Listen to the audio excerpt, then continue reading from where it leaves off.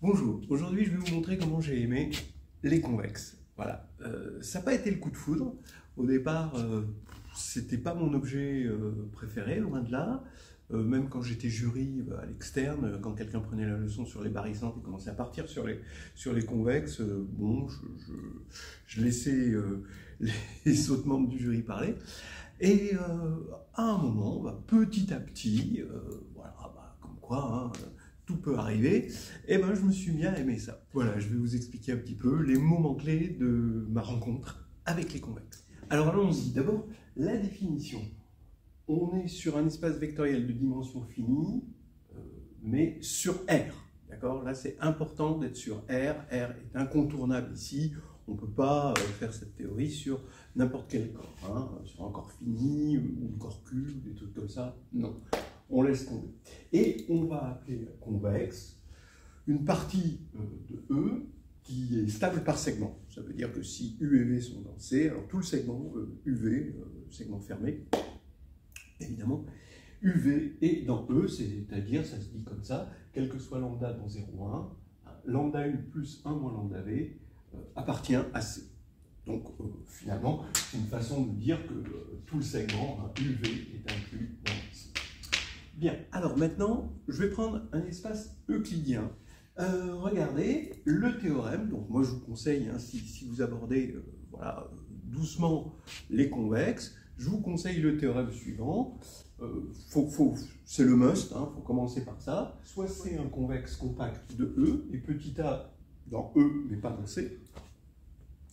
Alors, il existe un unique U0 de C, tel que le min de la norme pour l'espace euclidien, hein, de U moins A, quand U parcourt C, est égal à D. Bon, je le définis comme étant égal à D, donc déjà c'est atteint, d'accord? Déjà, c'est déjà quelque chose. Il y a l'unicité, l'existence, d'accord? Et donc c'est atteint en U0. Comme vous voyez ici, vous avez votre compact C, ici vous avez votre élément A qui n'est pas dans C, donc votre compact convexe, hein, ça veut dire que là il est plein, hein, d'accord? Et vous avez U0 qui va minimiser, vous voyez, la distance entre A et C, et il est unique, on va voir par convexité. Là ici on voit qu'on a une stricte convexité, mais même si on avait une droite comme ça, quelque chose de non strict au niveau de la convexité, il y aurait quand même une unicité. Bien. Et le 2, alors le 2, il est vraiment, vraiment important, j'ai mis du temps avant de comprendre son importance, c'est que pour tout lambda strictement compris entre 0 et D au carré, ce D là, hein, au carré, alors l'hyperplan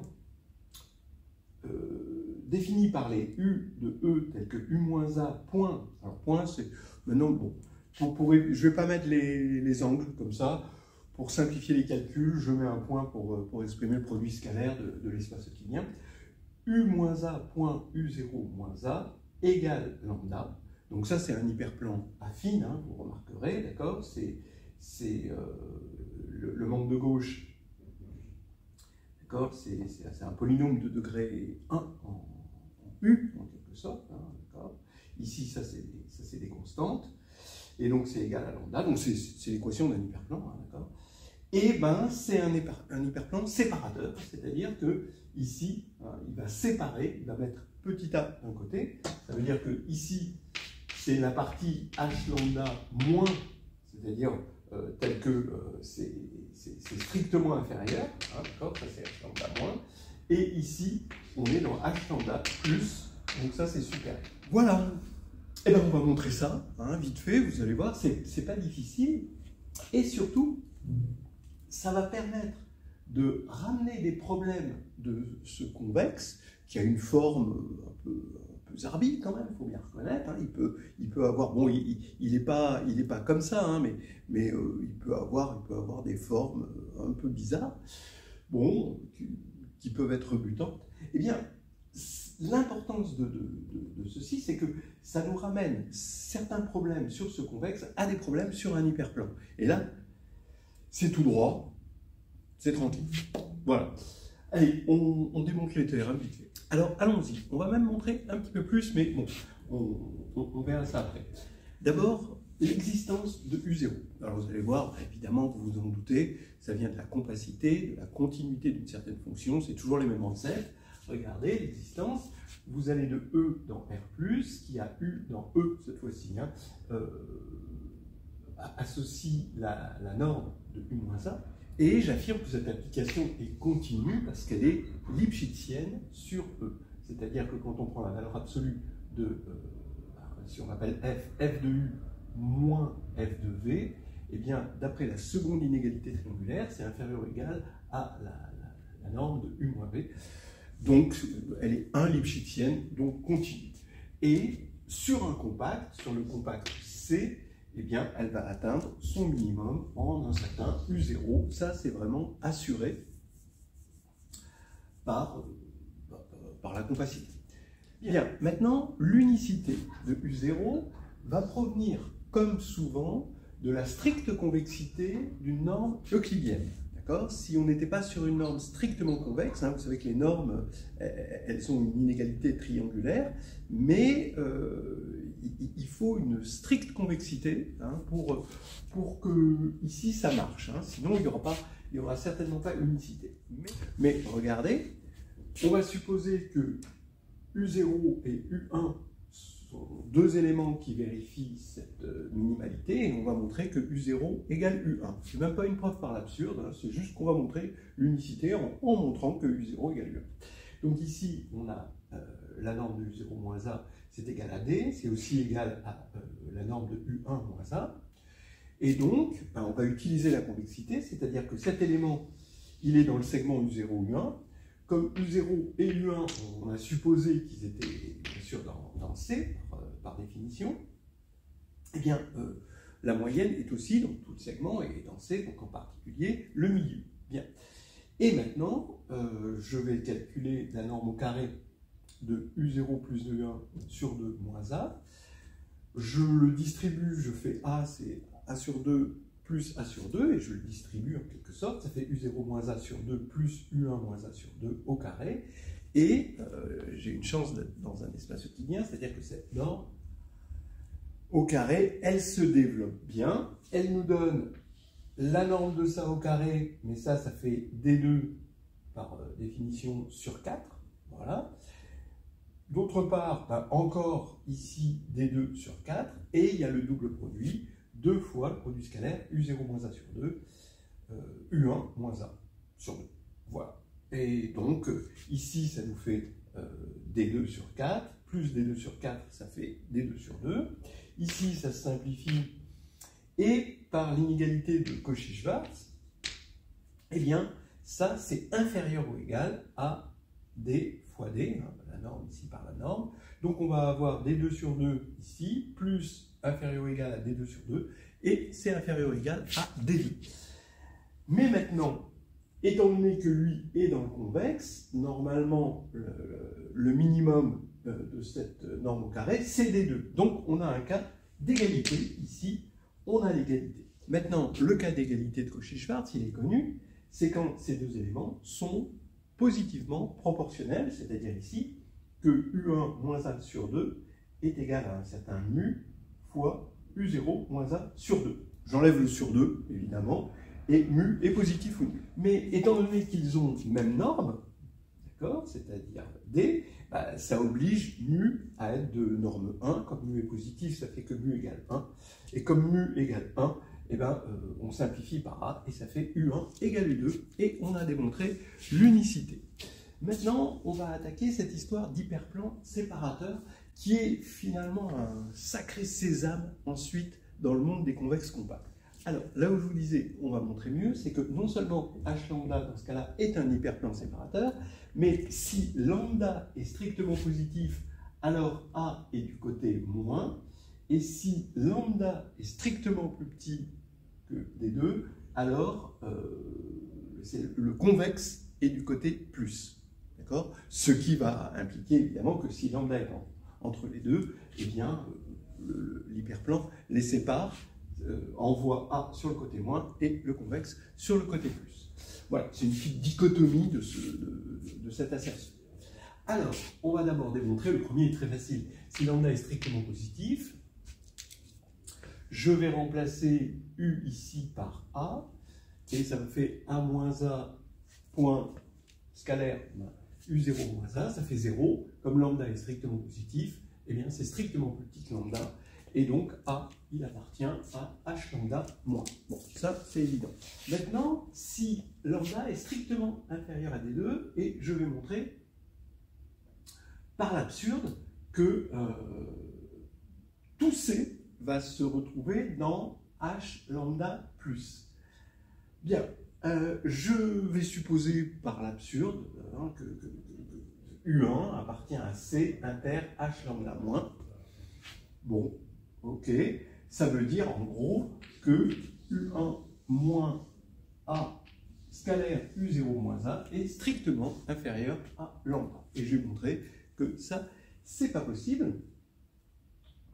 Et même, on va dire, ça, c'est pas possible. Voilà. Pour ça, je vais considérer H de E dans R, qui a V associe V moins A scalaire U0 moins U1. Attention, c'est un petit peu différent, il y a une subtilité par rapport à ça. Et bah, H est évidemment continu, hein, c'est une application affine. Et je vais regarder H de U1 et H de U0. Bien.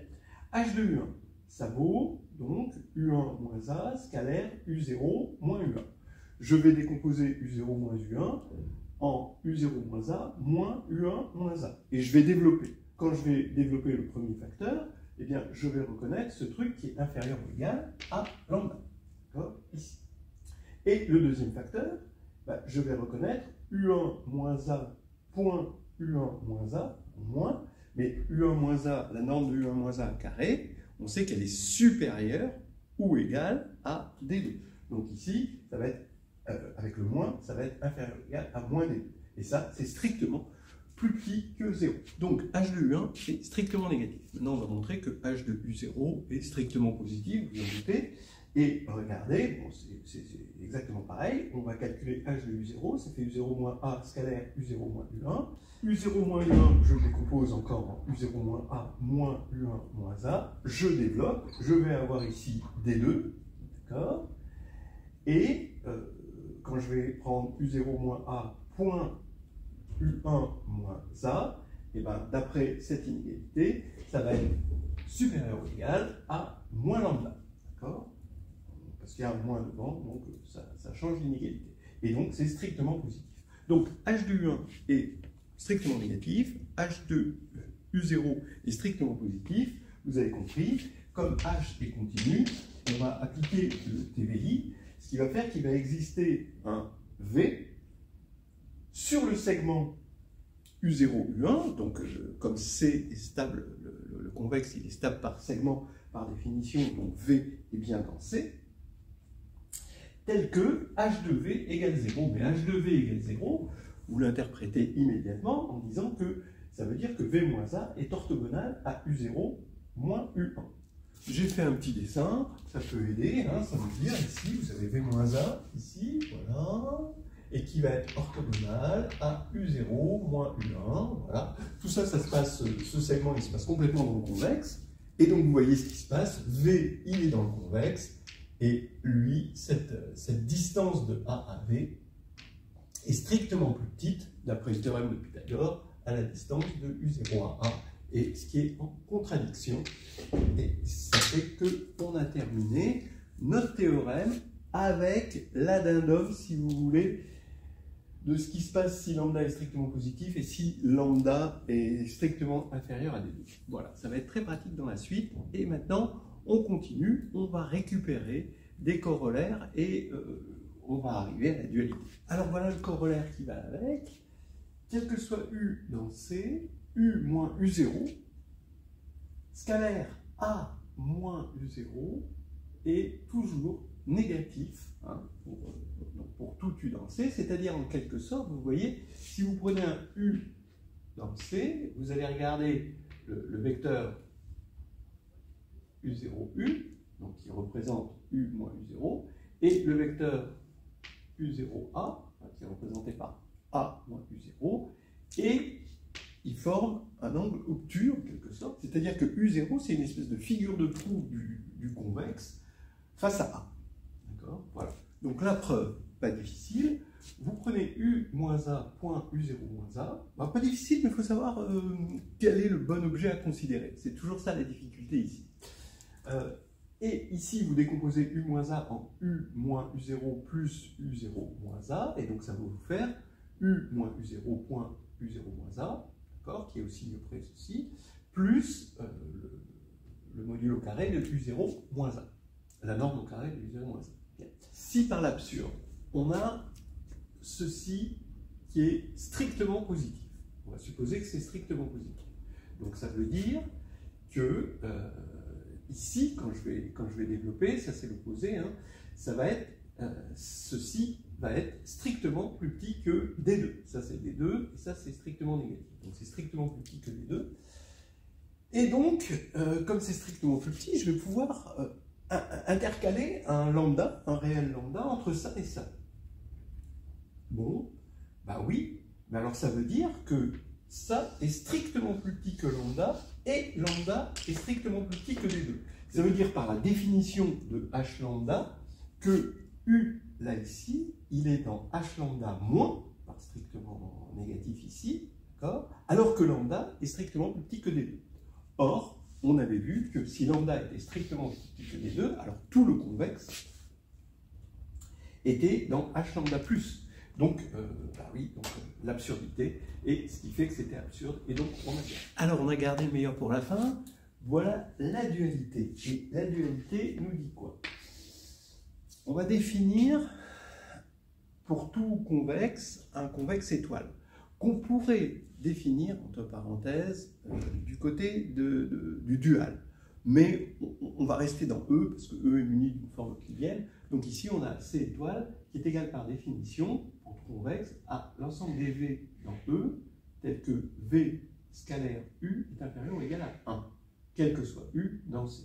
On aurait pu prendre dans le dual, carrément, hein, l'ensemble des formes linéaires sur E, tel que phi de U est inférieur ou égal à 1, quel que soit U dans C. Et voici la remarque 1. La remarque 1, c'est que C étoile, bah, c'est un convexe fermé.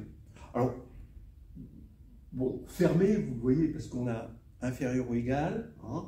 Convexe, vous pouvez le faire en prenant lambda V1 plus 1 moins lambda V2. Voilà, et puis vous associez les inégalités que vous obtenez. Mais il y a une façon assez simple de le voir. Hein. Autrement, c'est que C étoile, c'est l'intersection d'hyperplans, de demi-hyperplans, si on veut, d'accord? Si j'appelle ça, pour un U donné, j'appelle ça le demi-hyperplan HU-, eh bien, C étoile, c'est l'intersection pour tous les U dans C, d'accord, de HU-. Or, un demi-hyperplan, c'est convexe, évidemment, et c'est fermé. Donc l'intersection de convexe fermé, même s'il y en a une infinité, ça reste convexe fermé. Donc ça, c'est la remarque 1, dit que c'est vraiment très facile de voir que c'est un convexe fermé. Bien. Maintenant, la remarque 2, ça va être de faire des petits exemples et de regarder sur une boule, parce que la boule, quand même, dans l'espace euclidien, ça va être un objet important. Donc si c'est une boule, alors effectivement, là, on a bien un convexe. Je vais prendre la boule de centre 0 et de rayon 1. Voilà. Eh bien, c'est autodual, c'est-à-dire que C étoile est égal à C. Bon, c'est assez facile, hein, je vais le montrer. D'abord, je vais montrer que C est inclus dans C étoile. Ben oui, si V appartient à C, alors je vais regarder le produit scalaire VU pour V dans C, d'accord? Et c'est inférieur ou égal, du coup, à norme de V, norme de U, mais comme norme de V et norme de U sont inférieurs ou égaux à 1 parce que U et V sont dans la boule, donc Cauchy-Schwarz dit que ça c'est inférieur ou égal à 1, pardon, c'est inférieur ou égal à 1. Et donc on a gagné, on a que V appartient à C étoile. Voilà, V appartient à C étoile. Maintenant, je vais montrer que si V n'appartient pas à C, alors V n'appartient pas à C étoile, comme ça j'aurai l'inclusion réciproque. Et bien regardez, vous avez V n'appartient pas à C, donc la norme de V est strictement supérieure à 1. Je vais poser U égale V sur norme de V. Donc là, cette fois-ci, U est de norme de 1, donc en particulier est dans C.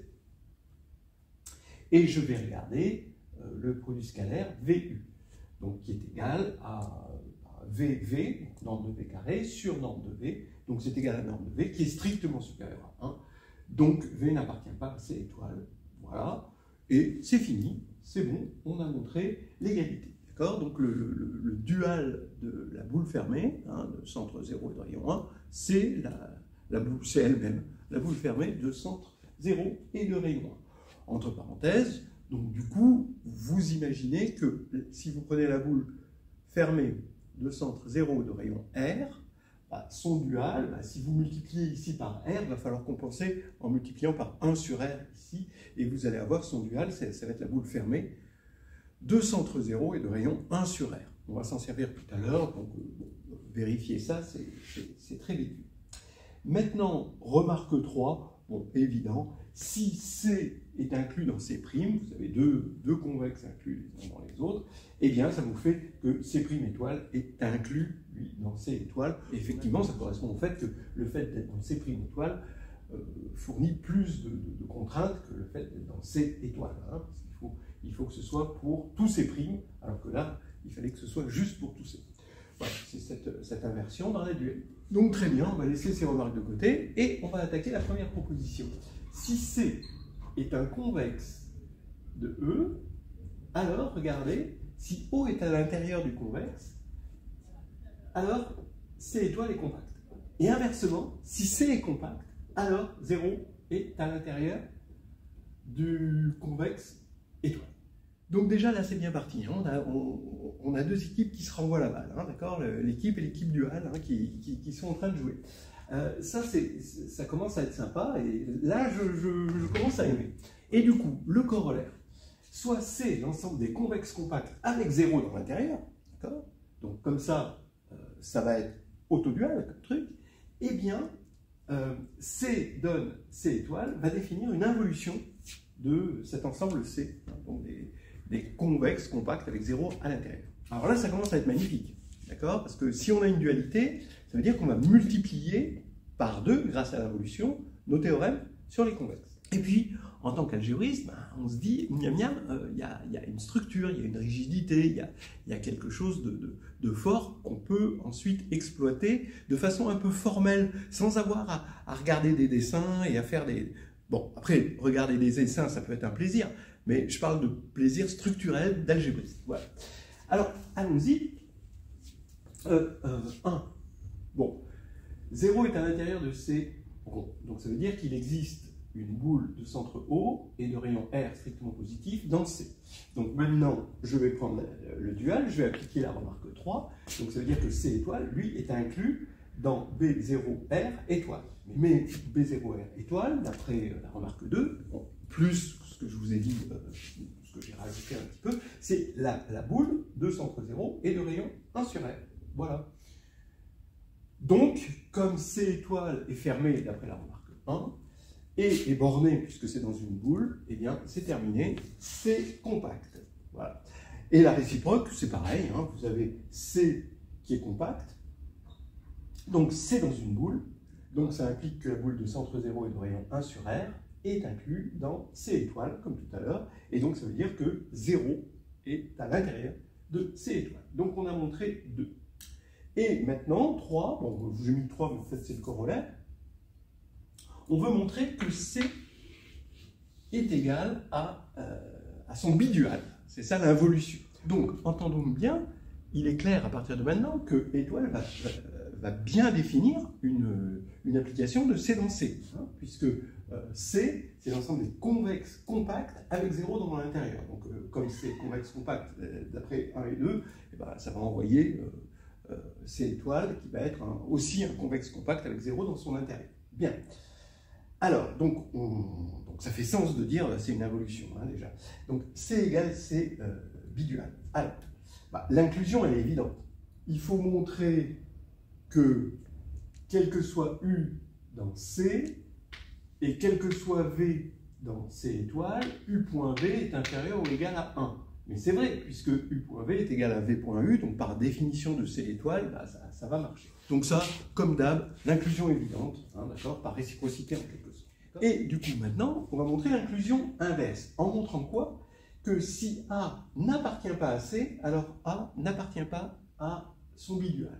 Alors regardez, là, vous voyez que c'est intéressant d'exploiter, on ne va pas partir du bidual et dire ça appartient à C, mais c'est intéressant d'exploiter A n'appartient pas à C parce qu'on va avoir cet hyperplan séparateur. Donc regardez bien cette preuve, celle-là je la trouve intéressante. A n'appartient pas à C, on veut montrer que A n'appartient pas à son bidual. Donc je vais prendre un hyperplan séparateur entre A et C, je l'appelle H. Donc il va s'écrire, c'est l'ensemble des Y de E, d'accord, tel que x0.y, scalaire y, est égal à quelque chose, d'accord, que je peux appeler lambda, dans un premier temps.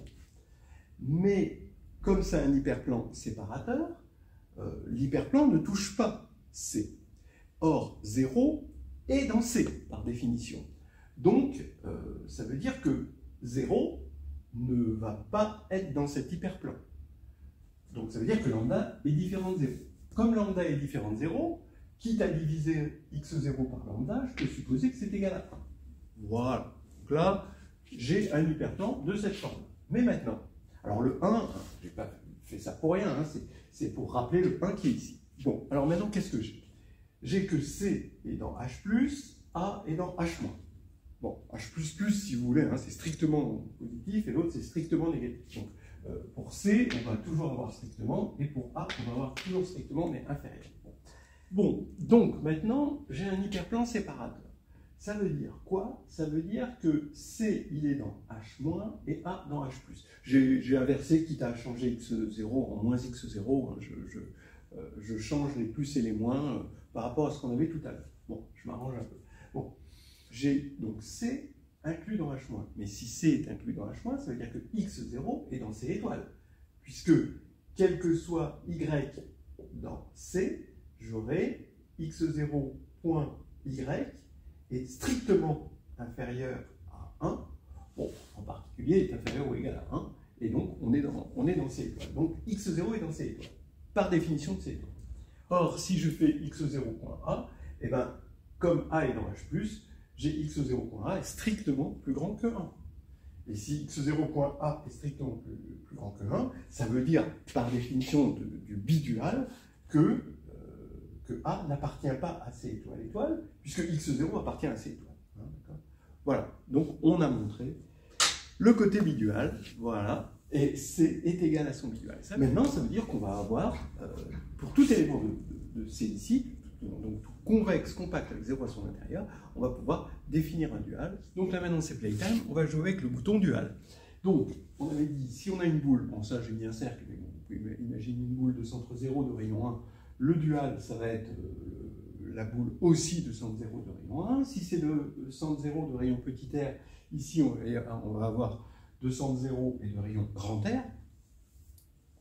Évidemment, je prends R strictement positif, sinon il n'y aurait pas 0 en son intérieur. Hein, maintenant, si je prends l'image, je prends A dans GLN de R, et je regarde maintenant un ellipsoïde, c'est-à-dire c'est un ellipsoïde, il peut être défini comme ça, même si ce n'est pas vraiment très orthodoxe de le définir comme ça, mais bon, ok.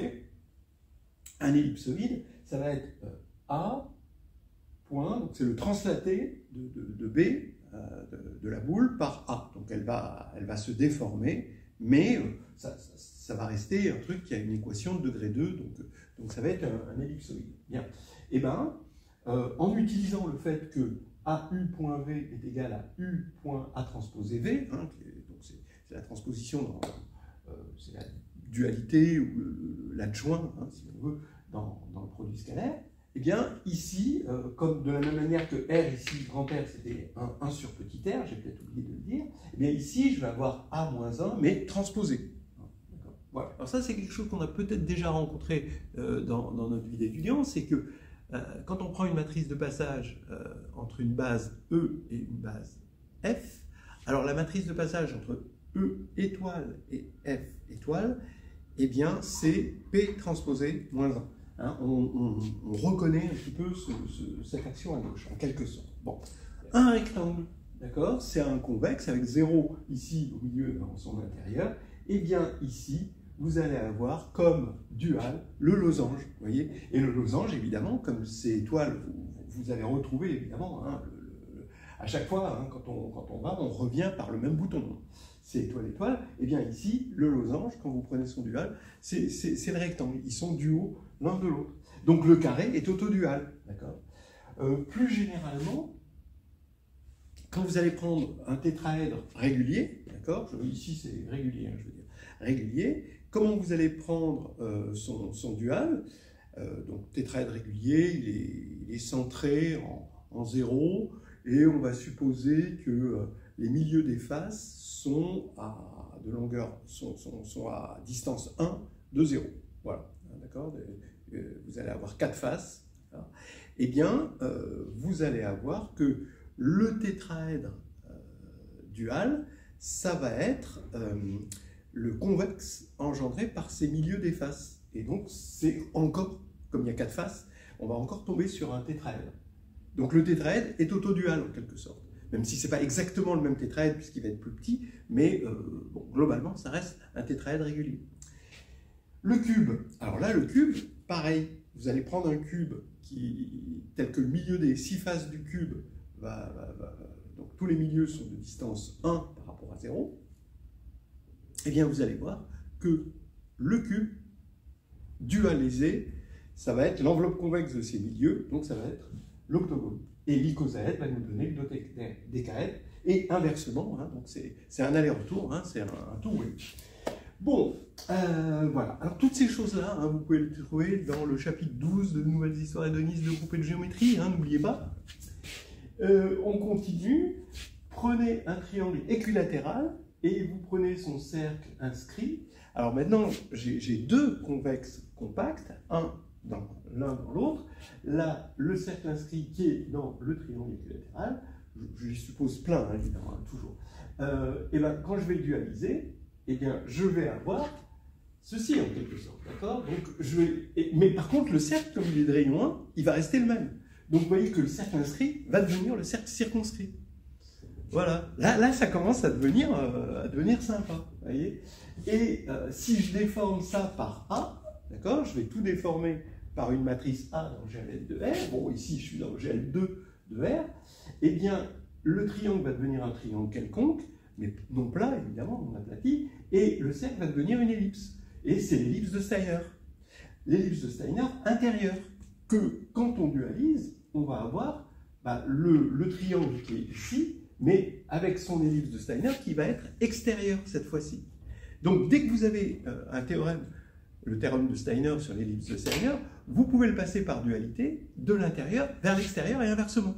Voilà. Et maintenant, petite cerise sur le gâteau, si on pense à l'agrégation 2025, EP2, hein, qui a été au forceps quand même, vous pouvez reconnaître, eh bien vous aviez un ellipsoïde de John qui était intérieur, qui a pu peut-être choquer certaines personnes qui connaissaient l'ellipsoïde de John extérieur. Donc l'ellipsoïde de John, c'était un ellipsoïde de volume maximal à l'intérieur d'un convexe compact, bon, symétrique. On a aussi une dualité, hein, des convexes compacts symétriques, si on ajoute symétrique dans l'histoire. Eh bien, ici, par la dualité, on a les théorèmes de l'ellipsoïde de John extérieur. La dualité fait passer de l'un à l'autre en un simple claquement de doigts, si vous voulez. Voilà. Entre parenthèses, je vous rappelle que cet intérieur et cet extérieur nous dit la chose suivante, et ça c'était un peu dans le problème, mais c'est l'interprétation plutôt du problème que le problème lui-même, c'est que vous prenez ici une norme quelconque, d'accord? Vous prenez une norme quelconque, ça va vous donner une boule qui va être, une boule unité, hein, pour la norme, qui va avoir 0 en son intérieur, puisque toutes les normes sont équivalentes évidemment, et qui va être convexe est compacte, évidemment, toujours parce que toutes les normes sont équivalentes, donc on a ça. Et bien finalement, ce que ça montre, cette histoire de dualité, c'est que, et l'histoire de l'ellipsoïde de John, c'est que quel que soit, donc c'est que il existera, pour toute norme, on peut lui associer un A dans GLN de R, on peut même lui associer dans SN++, mais bon, ok, tel que la norme de X, quel que soit X, va être compris entre norme 2 de AX, donc la norme euclidienne de AX, et racine de N, norme euclidienne de AX. Et le fait d'avoir des ellipsoïdes vraiment maximaux, il y a unicité et maximalité, donc il faudrait regarder le problème et l'ellipsoïde de John pour voir ça, fait que ces constantes-là sont optimales. Voilà, donc c'est un problème d'optimisation. Mais ce que je veux vous montrer ici, c'est que ces histoires d'équivalence de normes sont des histoires qui sont typiquement de dimension finie, où règne finalement la dualité parfaite, c'est-à-dire l'autodualité des objets. Voilà, c'est beau, c'est pour ça que j'ai aimé les convexes.